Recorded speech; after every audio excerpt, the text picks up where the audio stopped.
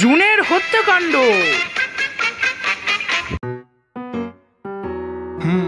ভিক্টিমের নাম হলো দাইজো কুরোকাওয়া। এনার বয়স 60-এর ঘরে হবে। আর যেভাবে উনি খুন হয়েছেন সেটা সচরাচর আশা করা যায় না।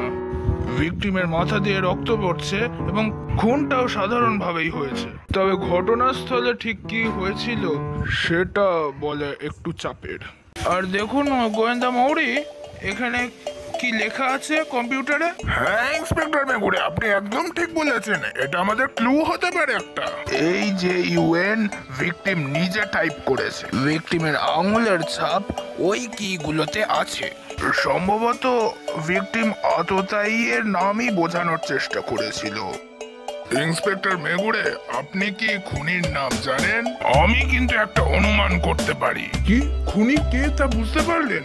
আরে বাহ, উনি ধরে ফেলেছেন। আর আমার ধারণা অনুযায়ী সে হলো মিসেস কুরোকাওয়া।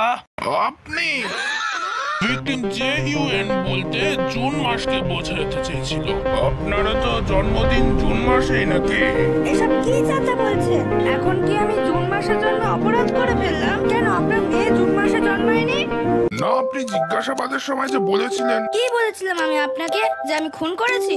না না, আপনার জন্মদিন জুন মাসে সেটা বলেছিলেন। জন্মদিন মাই ফুট। আপনি না জেনে কাউকে আততায়ী বলে দোষারোপ করতে পারেন না। এই লোকটা আবার ভুল করেছে। আই এম সরি কোগোরো মৌরি। হ্যাঁ sorry, I was just joking. আসল বিশ্লেষণ তো এবার শুরু হবে।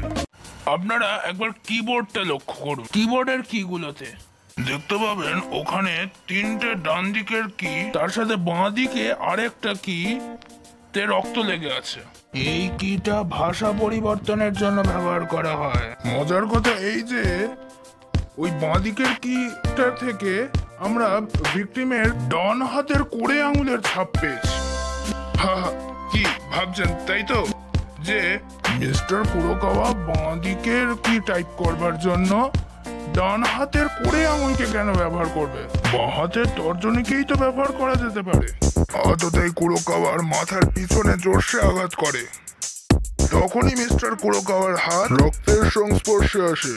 তিনি পিছন ঘুরে খুনিকে দেখবার চেষ্টা করেন। তারপর আততায়ী কুরোকাওয়াকে ধাক্কা দেয় এবং কুরোকাওয়া পড়ে যাওয়ার সময় অজান্তেই কিবোর্ডের ভাষা পরিবর্তন বোতামে হাত পড়ে যায়। তখন মিস্টার কুরোকাওয়া কিবোর্ডে আততায়ীর নাম লিখতে যায়, কিন্তু ভাষা পরিবর্তন হয়ে যাওয়ার কারণে মনিটরে লেখা শো করে যে ইউএন। যখন ভাষা পরিবর্তন না হলে লেখা দেখাতো মা না মি, মনামি। আপনি আপনি মজা করছেন তাই না? আর যাই হোক, আপনার কাছে তো আর প্রমাণ নেই। প্রমাণ আমার কাছে নয়, আপনার কাছে আছে।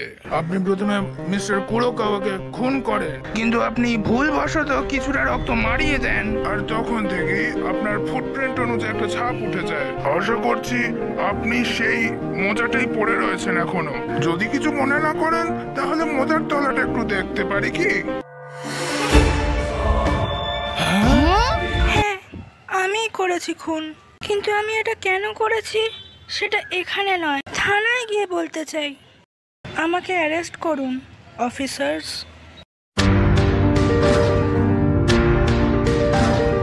মল্লার সাহা এখনই সাবস্ক্রাইব করুন।